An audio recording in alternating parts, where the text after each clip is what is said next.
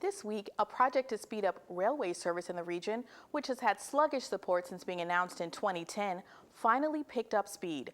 Governor Mike Pence was in Hammond Thursday to announce the Indiana Gateway project to upgrade area rail lines. Find out why the governor says recent federal funding will make the region the top train crossroads in the state. It's a transportation mode of the past, but top state transit officials say rail is what's going to rev up revenue in the future. We really think rail is the mode of the future. It is safer, it's more, uses less fuel, it's environmentally friendly, and the alternative is much more costly. I mean, what are we going to do? Double deck the Dan Ryan? Headland and other state officials were in Hammond Thursday for Governor Mike Pence to announce $71.4 million to fund the Indiana Gateway Rail Project. The project is set to improve rail lines between Porter, Indiana and the Illinois state line. Pence says the project is important to help Indiana maintain its moniker as the crossroads of America. That means not only highways and byways, but it also means rail. And we face real challenges here with a growing economy and the capacity that we have on our rail to really move passenger and freight through Northwest Indiana easily. It's going to save time. It's going to create greater convenience, but I think it's also going to create economic opportunity and growth for Indiana for decades to come.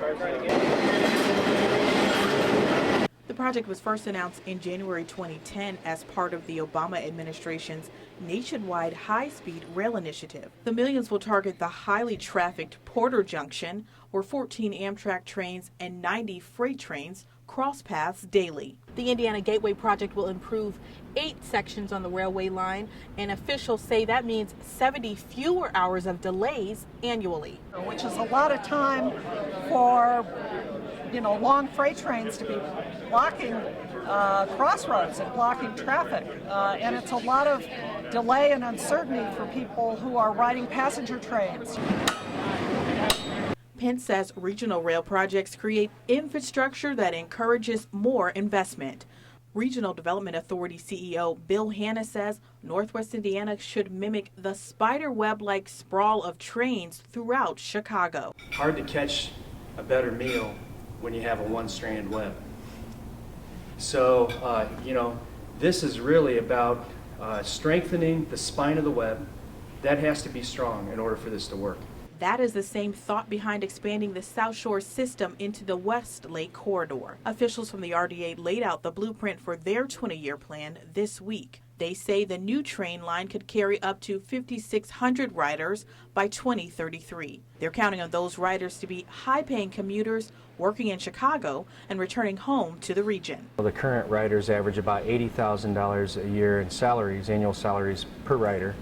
So, these are high-paying jobs we're talking about.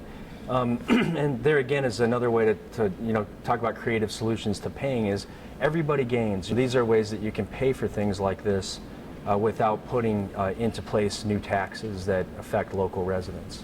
Hanna says 17 Lake County communities have committed to helping fund half of the projected $571 million project. The remainder is expected to come from federal funds and a little help from the state.